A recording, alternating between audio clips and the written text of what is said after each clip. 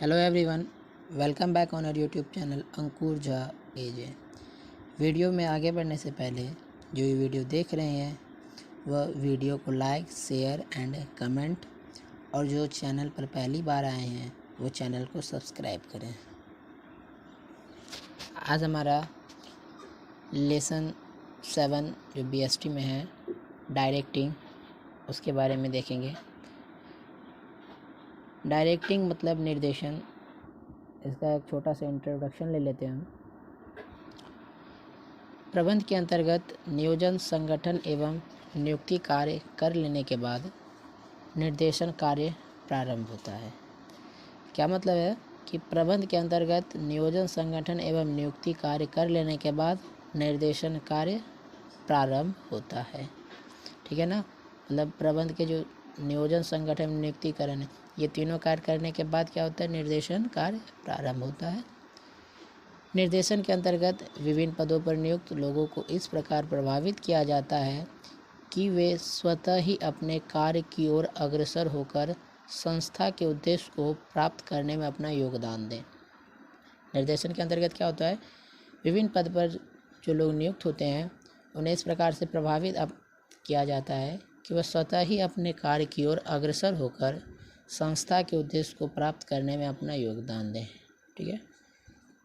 निर्देशन का स्थान नियोजन, संगठन एवं नियुक्ति के उपरांत किंतु नियंत्रण से पूर्व होता है। डायरेक्टिंग का जो स्थान है वो क्या है, नियोजन, संगठन एवं नियुक्ति के उपरांत, मतलब बाद में, किंतु नियंत्रण से पूर्व होता है। ठीक है। उचित निर्देशन के अभाव में नियोजन, संगठन एवं नियुक्ति कार्य व्यर्थ होती है। क्या मतलब इसका कि निर्देशन के अभाव में नियोजन, संगठन एवं नियुक्ति कार्य व्यर्थ होती है। मतलब कि नियोजन, संगठन और नियुक्तिकरण, प्रबंध की ये तीनों कार्य जब हम कर लेते हैं, और अगर हम कंट्रोलिंग, जिसको डायरेक्टिंग कहते हैं, अगर ये नहीं करते हैं तो क्या होगा, ये व्यर्थ होगी। ठीक है ना। क्या व्यर्थ होगी, नियोजन, संगठन एवं नियुक्तिकरण। ठीक। निर्देशन प्रबंधकीय कार्य है जो अधीनस्थों का पथ प्रदर्शन करता है। जब कोई प्रबंधकीय निर्णय लिया जाता है तो उसे लागू का कार्य निर्देशन द्वारा ही संपन्न किया जाता है। क्या मतलब इसका कि जब कोई प्रबंधकीय निर्णय लिया जाता है तो उसे लागू करने का कार्य निर्देशन द्वारा ही संपन्न किया जाता है। ठीक है। उसे कौन लागू करेगा, निर्देशन द्वारा जो है सो संपन्न किया जाएगा। ठीक है। जैसे इसको हम एक उदाहरण से समझ सकते हैं। जैसे एक व्यक्ति योजना बना सकता है, मान लीजिए व्यक्ति ने एक प्रबंध योजना बना सकता है तथा संगठन एवं कर्मचारियों की नियुक्ति कर सकता है। ठीक है। किंतु उसे तब तक कोई सफलता नहीं मिल सकती जब तक कि वह अपने अधीनस्थों, मतलब अधीनस्थों का मतलब क्या होता है कि प्रबंध के अंतर्गत, ठीक है ना, प्रबंध के अंतर्गत जो कर्मचारी कार्य करते हैं उसे अधीनस्थ कहते हैं। किसी के अधीन में जो किसी के आदेश के अनुसार जो काम करते हैं उसे अधीनस्थ कहते हैं। ठीक है ना। और प्रबंध के अंतर्गत जो है सो कर्मचारी काम करते हैं। ठीक है। तो वह अपने अधीनस्थों को यह ना सिखाए कि उन्हें क्या करना है।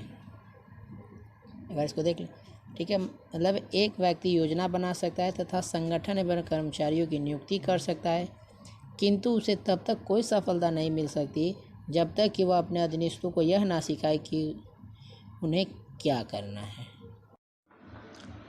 अर्थात निर्देशन का कार्य संस्था में कार्यरत कर्मचारियों का पद प्रदर्शन करना, उन्हें आवश्यक आदेश निर्देश देना, उनके कार्यविधि का पर्यवेक्षण करना तथा निष्पादन अवधि में उठने वाले समस्याओं का निपटारा करना है, ताकि संगठनात्मक लक्ष्यों एवं उद्देश्यों को प्राप्त किया जा सके।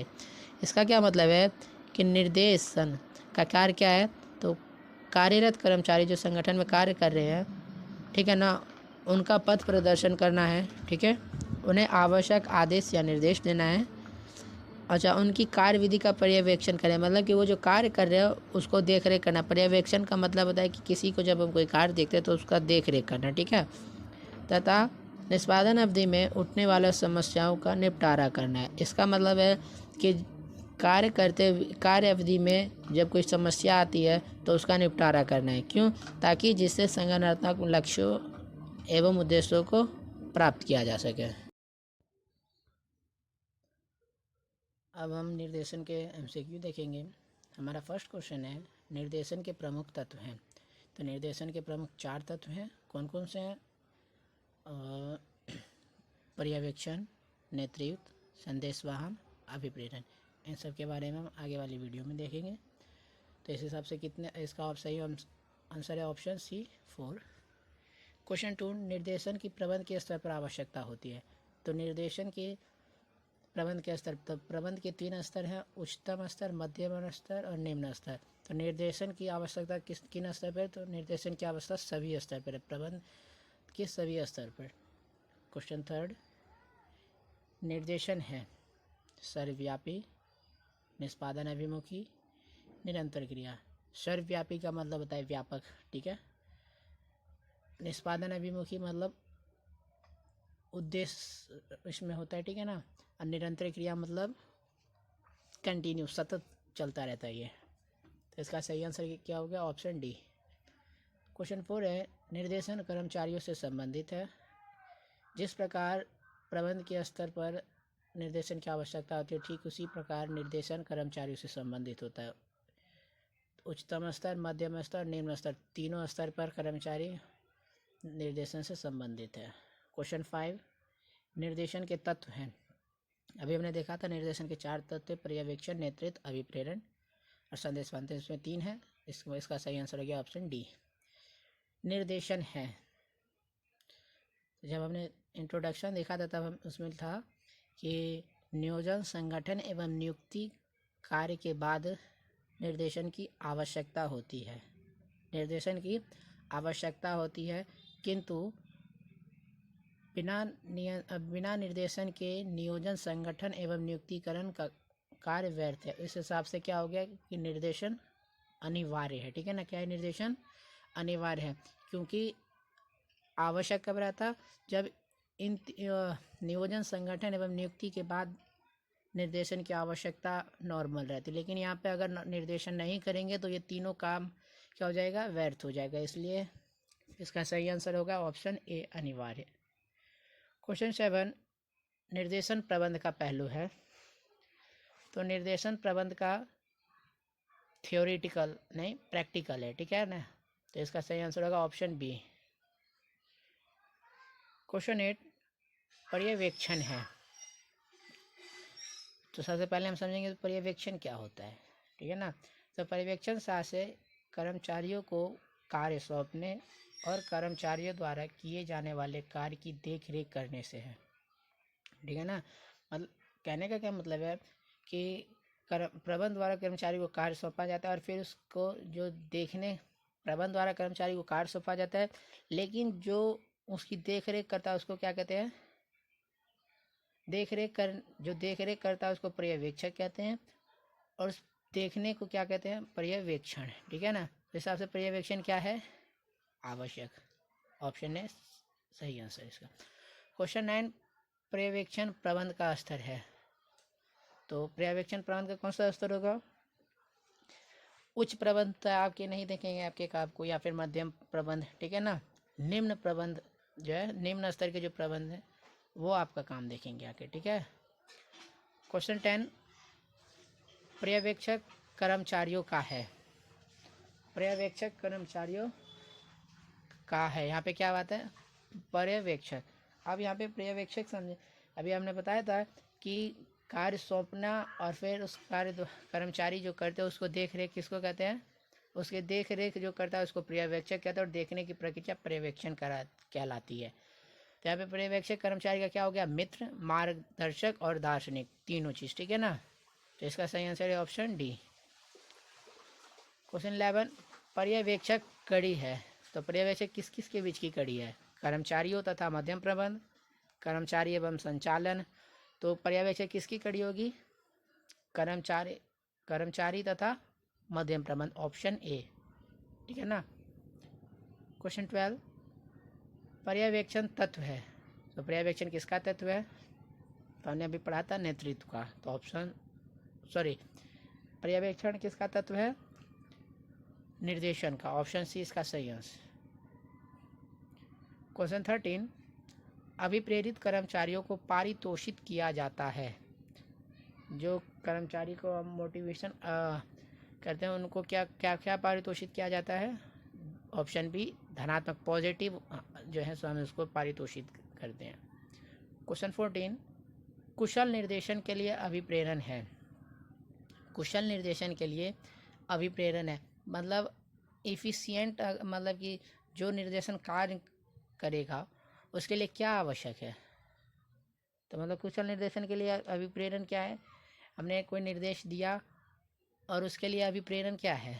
इसका क्या, इस क्वेश्चन का मतलब है कि हमने कोई किसी को आदेश दिया, ठीक है ना, तो एक कुशल आदेश देने का मतलब उसके लिए अभिप्रेरण क्या है? तो आवश्यक है, ठीक है ना।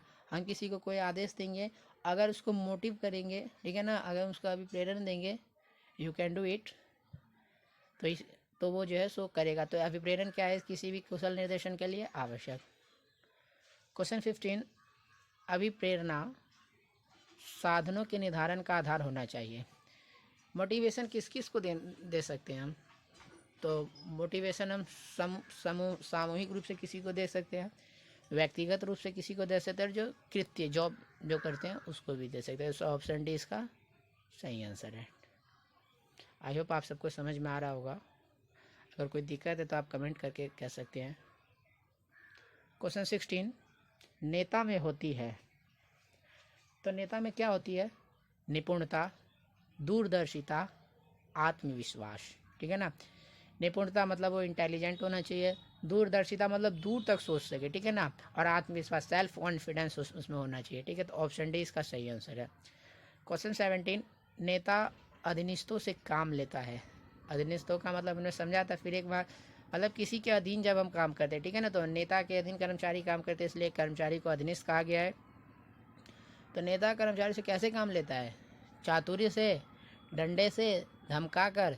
तो डंडे से तो किसी को मारेंगे, डंडे से अगर हम किसी से काम लेंगे तो कोई देगा नहीं, धमका कर नहीं, तो कैसे लेंगे उससे?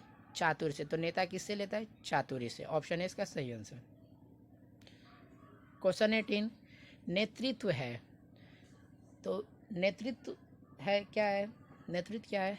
नेतृत्व मतलब कि लीडरशिप ना। तो लीडरशिप क्या है? किसी भी कार्य को करने के लिए लीडरशिप क्या है? समय की बर्बादी, धन की बर्बादी, आवश्यक। तो ऑप्शन बी इसका सही आंसर है, आवश्यक। नेतृत्व क्या है? आवश्यक। क्वेश्चन 19, नेता होता है। नेता होता है जन्म से, बनाया जाता है, जन्म से में बनाया जाता है, दोनों। तो नेता जन्म से भी होता है और बनाया भी जाता है, ठीक है। तो ऑप्शन सी इसका सही आंसर। क्वेश्चन 20, प्रबंधक होता है बॉस, स्वामी, नेता, सभी। तो प्रबंधक क्या होता है? नेता होता है, ठीक है ना। प्रबंधक क्या होता है? क्वेश्चन 21, नेता के पास सत्ता होती है। तो नेता के पास औपचारिक सत्ता होती है, ठीक है। क्वेश्चन 22, संदेश वाहन के न्यूनतम पक्षकार होते हैं। संदेश वाहन के न्यूनतम पक्षकार होते हैं। तो संदेश वाहन क्या होता है? सबसे पहले हम ये समझेंगे संदेश वाहन क्या होता है। तो संदेश वाहन एक सतत प्रक्रिया है जिसमें दो या दो से अधिक व्यक्ति अपने संदेशों, विचारों, भावनाओं आदि को एक व्यक्ति से दूसरे व्यक्ति तक हस्तांतरण करने व समझने की कला है। मतलब क्या है कि दो व्यक्ति हैं और दोनों व्यक्ति अपने आपस में जो विचार या भावना को एक दूसरे को समझाएंगे तो उसको क्या कहेंगे? संदेश वाहन, ठीक है। तो संदेश वाहन के न्यूनतम पक्षकार कितने हैं? 2, ठीक है। 2 व्यक्ति कम से कम होने चाहिए, तो न्यूनतम पक्षकार 2। इसका आंसर है ऑप्शन ए। क्वेश्चन 23, संदेश वाहन जाल के प्रकार हैं। Option B 4। क्वेश्चन 24, संदेश वाहन प्रक्रिया के कदम हैं। Option C 8। क्वेश्चन 25, अंगूरी बेल संदेश वाहन होता है। अंगूरी बेल संदेश वाहन होता है, तो ऑप्शन बी औपचारिक। क्वेश्चन 26, प्रभावी संदेश वाहन के लिए आवश्यक है, मतलब एक इफेक्टिव कम्युनिकेशन होगा उसके लिए क्या आवश्यक है? तो उसमें सबको संदेश वाहन मतलब कि बातचीत, ठीक है ना। तो अगर अब आपको अगर कोई ऐसी बातें हैं जो सबके ऊपर प्रभाव डाले तो क्या हो सकता है उसमें स्पष्टता, ठीक है, वो क्लैरिटी होनी चाहिए उसमें, ठीक है ना, निरंतरता होनी चाहिए, शिष्टता होनी चाहिए, मत, ठीक है। तो इसका राइट आंसर होगा ऑप्शन डी। क्वेश्चन 27, यदि आप संदेश वाहन का प्रमाण रखना चाहते हैं तो आपको संदेश वाहन का उपयोग करना चाहिए। क्या बोल रहा है, आपको अगर संदेश वाहन का प्रमाण रखना है, ठीक है ना, तो कौन सा संदेश वाहन का उपयोग करना चाहिए। तो हम सबको जैसे पता है संदेश वाहन के दो प्रकार, अनौपचारिक और मतलब औपचारिक और अनौपचारिक। औपचारिक मतलब फॉर्मल, जो मतलब लिखित होता है, अनौपचारिक होता है, ठीक है ना, अनौपचारिक अनफॉर्मल जो मौखिक होता है। तो प्रमाण कैसे होगा, लिखित, ठीक है ना, तो लिखित वाला प्रमाण होगा तो हमें कौन सा संदेश वाहन का उपयोग करना चाहिए, औपचारिक, ऑप्शन बी। क्वेश्चन 28, प्रभावी संदेश वाहन में बाधाएं। तो प्रभावी संदेश वाहन में जैसे अभी हमने देखा जो इफेक्टिव संदेश वाहन में क्लैरिटी है, जो उसी प्रकार से प्रभावी संदेश वाहन में बाधा क्या है, जैसे लैंग्वेज की, ठीक है। हम किसी को कोई बात समझाएंगे, हम किसी को कोई बात समझा रहे हैं तो ये जरूरी जो जिसको हम समझा रहे हैं उसको उस लैंग्वेज की ज्ञान आनी चाहिए, ठीक है ना। हम किसी को अगर हिंदी में बता रहे हैं तो उसको हिंदी आना चाहिए, या किसी को इंग्लिश में बता रहे हैं तो उसको इंग्लिश आनी चाहिए, ठीक है ना। दूरी की, व्यक्तिगत भिन्नताएं की, ठीक है ना। तो ये तीनों चीज़ क्या है, संदेश वाहन के में बाधा है, ठीक है ना। ऑप्शन डी इसका राइट आंसर है। क्वेश्चन 29, समतल संदेश वाहन में सुझाव का प्रवाह होता है। समतल संदेश वाहन में सुझाव का प्रवाह होता है।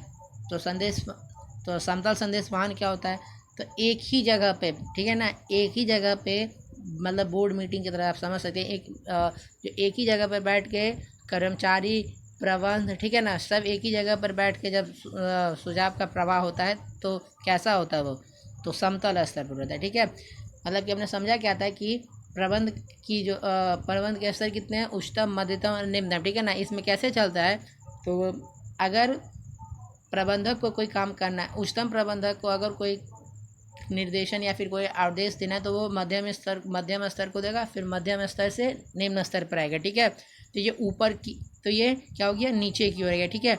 ऊपर की ओर कैसे होता है, जैसे किसी कर्मचारी को कुछ शिकायत करनी है तो वो क्या करेगा, मध्यम प्रबंध को बोलेगा और मध्यम प्रबंध उच्चतम प्रबंध को बोलेगा, ठीक है। लेकिन समतल में ऐसा नहीं होता, समतल में सब एक ही जगह पर रहते हैं और उसके बाद उनका जो है सुझाव होता है, ठीक है। तो ऑप्शन सी इसका राइट आंसर है। क्वेश्चन 30, संदेश वाहन के प्रकार है। संदेश वाहन के प्रकार है, तो संदेश वाहन के प्रकार कौन से हैं, लिखित, मौखिक, औपचारिक, ऑप्शन डी। क्वेश्चन 31, प्रभावी संदेश वाहन में भाषा का उपयोग नहीं होना चाहिए। इफेक्टिव संदेश वाहन में कौन से भाषा का उपयोग नहीं होना चाहिए, तो अस्पष्ट, जिसको कोई समझ ना पाए वैसा भाषा यूज़ नहीं करना चाहिए। क्वेश्चन 32, निर्देशन के प्रमुख तत्व हैं। हमने ऊपर देखा था निर्देशन के चार तत्व हैं। निर्देशन प्रबंध का पहलू नहीं है, निर्देशन प्रबंध का पहलू नहीं है मतलब सैद्धांतिक नहीं है, ठीक है ना। क्वेश्चन 34, पर्यवेक्षण के कार्य है। पर्यवेक्षण के कार्य है, हम पर्यवेक्षण के बारे में पहले पढ़ चुके हैं। जब हम किसी कर्मचारी को कोई कार्य देते हैं और उसकी जो देख रेख करते हैं उसे पर्यवेक्षण कहते हैं, ठीक है। तो पर्यवेक्षण के 6 कार्य हम इसको देखेंगे आगे। क्वेश्चन 35, पर्यवेक्षण की प्रणालियां हैं। पर्यवेक्षण की 3 प्रणालियां हैं। क्वेश्चन 36, तकनीकी ज्ञान पर्यवेक्षक में होना जरूरी है। टेक्निक मतलब कि क्या, टेक्निक वाला जो है, टेक्निकली पर्यवेक्षक में क्या होना, क्या है, ज्ञान आवश्यक है। इसको हम एक बार फिर देखते हैं। क्वेश्चन 36 कहता है तकनीकी ज्ञान पर्यवेक्षक में होना जरूरी है, ठीक है ना। तकनीकी ज्ञान पर्यवेक्षक में, पर्यवेक्षक का क्या मतलब होता है, तो पर्यवेक्षक का मतलब वो होता है जो हमें कोई कार्य देता है और उस कार्य की देखरेख करता है, उसे पर्यवेक्षक कहते हैं, ठीक है ना। उसे क्या कहते हैं, पर्यवेक्षक कहते हैं। अब तो पर्यवेक्षक में क्या होना चाहिए, तकनीकी ज्ञान होना चाहिए, ठीक है ना। तो इसका आंसर हो गया आवश्यक। इसी के साथ ये फर्स्ट लेक्चर हमारा ख़त्म होता है। अभी तक जिन्होंने चैनल को सब्सक्राइब नहीं किया वो सब्सक्राइब कर लीजिए और बेल आइकन को ऑन कर लीजिए, क्योंकि इसका सेकंड पार्ट जल्दी आने वाला है। Thank you watching my video.